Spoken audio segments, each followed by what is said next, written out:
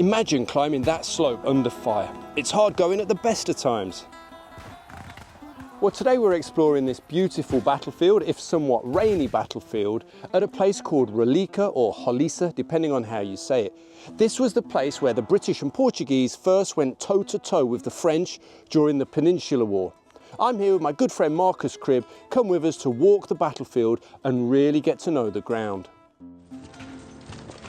The Peninsular War, part of the Great War against Napoleon. The British were involved from 1808 to 1814, fighting across Portugal, Spain and the south of France. I believe it to be the British Army's greatest ever campaign, certainly the most effective. We barely lost a battle, especially when Wellington was in charge. In the last episode, we looked at how the British ended up here, the French invasion of Portugal and then their attempt to take over Spain. Well, today we're diving into the battles, and the first big battle fought by the British was at this spot. Marcus, talk us through, where are we and how did we end up here? What was the British plan? Where did they land? What was happening? So we've got our trusty AA roadmap, which I think Wellesley would approve of. And we are here just above the town village of Roliça. And they've landed up in Mondego Bay. So they're slightly bloody landed. And they've come down to Óbidos, where they've had a skirmish, not very successfully at first, but eventually managed to push the French out. And they've pushed towards this position from the north. And the French actually, main forces between Lisbon and themselves. And so we need to push the French out of the northern Lisbon area in order to solidify that port. So it's the 17th of August 1808, a hot sunny day in Portugal just north of Lisbon. And so the French were able to pick their position. They were ready and waiting for Sir Arthur Wellesley, later the Duke of Wellington, and his brave redcoats. Yeah, they're here. This is the position right where we are. And it does make sense when you're on this position that it is defendable, that there is this sloped valley, isn't there? And you can kind of see what you would do with it with a slight slope. But there's other hills that are taller and, you know, currently wooded that just slightly screen what Wellesley's plans were going to be. Wellesley split his force into like 3 columns. Main ones coming down this valley and just over these slopes directly towards us. But what the French don't realise until a bit later is there's 2 more coming in from both sides. And as they realise this, they hold back and then they turn tail, and in good order, this is not a retreat, they hightail to higher ground, which is directly behind us. And it leaves the British just kind of reorganising here. They take the first French positions, and then they have to reorganise their columns and keep going back out so that they can capture them and actually engage them. So this is the first French positions, not really any fighting taking place here. It was going to be if the British just marched on in column down the middle, but they split out into these wide flanking horns and captured them there. So mate, what sort of numbers are we talking? Like, how big was Wellesley's army and how big was Delaborde's force, the French commander? Well, it's slightly unusual compared to some of the other peninsular battles that Wellesley's got the numbers. So Delaborde, Henri Delaborde is on the forward position here, and he's got about 4,500 men. Good troops, including the Swiss, whereas Wellesley, he's got his reinforcements from Mondego Bay. So he's got the numbers, and he's got about 14,000. So it's about 4,500 to 14,000. But it included in that are some Portuguese, and some of those are irregulars. They haven't quite got some of their training. But this is opening battles. He's got the numbers, and he's being quite aggressive. And what I quite like about Roliça is Wellesley's often got this opinion that he's a defensive general. Day 1, out the gate, he's attacking up Óbidos. Day 2, he's pushing up here. And then day 3, he's manoeuvring down towards Lisbon and letting the French come onto him. Not real time frames, but that's what we're going to be calling it. And it can be quite aggressive because he's got the numbers and he can see a target and he goes out and he takes it. And he does something, you know, quite unusual with flanking out round people. It's a bit bold. He's splitting his army. The French went towards one bit, so he does like to take his risks when he can. Up! Up, you lazy bastards! Now, if there's one thing Richard Sharp and the heroes of the Peninsula never got enough of, aside from the respect of the officer class of course, it was a good night's sleep. You try getting a full 8 hours when you're marching through Spain, dodging French musket balls, or being woken up by Sergeant Harper bellowing in your ear. And yet somehow this man still managed to win battles, save the day, and steal the general's wife. A man should always have his wife nearby, to remind him just what he's fighting for. But let's be honest, you're probably not a Napoleonic era rifleman. You don't need to sleep in a muddy bivouac or use your cartridge box as a pillow. You, my friend, can enjoy the luxury of proper sleep, and that's where this bad boy Manta sleep mask comes in. Unlike the thin scrap of cloth Sharp probably used to block out the Iberian sun, Manta sleep masks are built for battle. They're fully adjustable, completely block out light, and most importantly, they don't press on your eyelids like a poorly fitted shako. That means you can actually open your eyes underneath without feeling like you're being interrogated by a French spy master.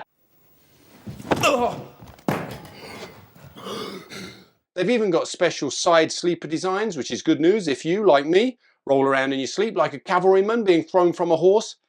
They use soft and breathable materials, far more comfortable than trying to nap on a beaten up tunic in the Peninsular War. The adjustable straps fit even the most battle-worn heads, even a little peanut head like mine. There's even, and this is the one I've been using, a Bluetooth version, so you can drift off listening to musket volleys, fife music, or Bernard Cornwell books. I've been using this for a while now, and I genuinely love it. If you travel a lot, work odd hours, or just want to sleep like a soldier anywhere you can, then give it a go. 3 rounds a minute, lads. Right now, Manta Sleep is offering 10% off with the code REDCOAT. So if you fancy sleeping like a general rather than a common infantryman, head to the link in the description and upgrade your shut-eye. Alright guys, back to the story. So Marcus, what's this? It's a speaking box. Use it like tourist attractions to tell you what's going on, narrate. But it's got a solar panel that's a bit cracked, and then there's a hand crank on the side. And I was hoping it was going to tell us about the battle on the battlefield, but might have seen better days. So we've got a memorial and very stereotypically Portuguese tile diorama of what happened. Beautiful Portuguese art. It's one of the things they're famous for, is they put it onto tiles. So we've got the first French position at the windmill that we were just at, and the guns of the British moving up. So Wellesley had a fair number of guns, over 20. We've got Wellesley himself on a grey horse, a white horse, grey, being briefed by some of his officers. You can see commanders there. As we come over, you can see a Portuguese cavalryman, dressed slightly differently. And during this campaign, they actually even mounted some of the Lisbon police to help us out. And then as we move over here, we've got a British sergeant with his spontoon protecting the colours, and then up towards the French second position up here on the heights. Marcus keeps forgetting what side of the road to drive on. We're not in Scotland anymore. So we're off to the second position now, the second French position where they withdrew back to. Now, if we had more time, we would love to walk it, but unfortunately we've got to drive to save a bit of time.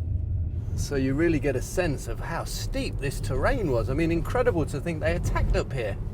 Packs on, felt shakos with a leather brim, a musket that feels like dead weight because it's wood and steel, and you got your bag of lead balls and your pack of food and dried bread and your spare shoes in your pack, and you're having to march up here. And even worse than that, up there you've got the old trousers of the French army firing down upon you, and that's their nickname for the French, not mine. We're on the French second position at the Battle of Rolica that Henri Delaborde's men have moved back to and taken these heights, and boy does it give you some high ground. You've got ridges either side that you can barely reach because of these defiles. Down, there's bamboo in there now, there can be a bit wet, and gullies, and then steep cliffs. And then in the distance, that's Obidos, and beneath us is the French first position. So they've moved up these defiles and back in, and I believe this area was occupied by the red-coated Swiss of the French army. Why did the British decide to attack up these really steep slopes? Wellesley had to get face to face with the enemy. He's pushing the French back as part of the campaign, and he's not actually kind of drawn any blood apart from at Obidos. So he needs to get to grips with them. He's got the numbers, but he's now lost the ground and the advantage.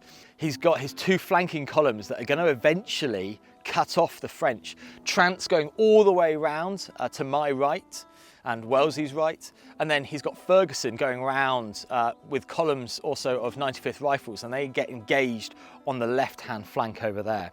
But here in the middle He's lost the advantage of height, but Fane's brigade, led by the 29th Worcestershires, have only really this option of this defile right beneath our feet. 29th Worcestershires came in down this defile right beneath us. And you can see that being up here, you barely even need to shoot at them with your smoothbore muskets because you've got stones in this medieval tower that we stood on. You can almost be throwing that, but you can't miss. They're packed in. There's a battalion of men. There's 600 to 800 men crammed in this defile, and they've attacked unsupported right beneath us. And we can still get eyes on where the British are trying to outflank us from every side, pretty much. So Marcus, we're actually now stood in the defile of the first 29th attack, aren't we? Yeah, so they're coming from the north, they've come from there, and Lake's pushing his men up. And we've come from the position where the French were holding out that outcrop, and you can just see around us, we're basically surrounded by the ground itself. It's its enemy. Not only are we going on an upward slope and it's steep, but everywhere we look, someone's higher than we are. Could get you from all three sides. Yeah, you have got it front, left and right. And as you keep going further up, they're basically behind you as well. And a really unpleasant position to be in if you are one of the 29th Worcestershires. I think it's fair to say Lake made a mistake. Lieutenant Colonel George Lake was the son of a famous general serving in India. Dashing and brave, he was killed in the assault. A musket ball passed clean through him. One of his men, Sergeant Major Richard, seeing him fall, rushed forward to defend his body, but he too was soon riddled with 13 bullets and died from his wounds. It said his last words were allegedly, "I should have died happy if our gallant colonel had been spared." So there's this nice memorial at the top of the defile. It says, "Sacred to the memory of Lieutenant Colonel Lake of the 29th Regiment, who fell at the head of his corps in driving the enemy from the heights of Columbero, 17th of August, 1808. He's dashing, he's daring, but this was meant to be a bit of a small push, and he's well ahead. He's hundreds of meters beyond the British lines, and he tells his troops to hold, and he's heard riding up and down the lines telling his men to hold fire, and he waits too long. The French pour in fire, and he's on top of his horse, and he's shot, and he's killed here. What then happens? George Lake is dead upon the floor. His horse is seen without its rider.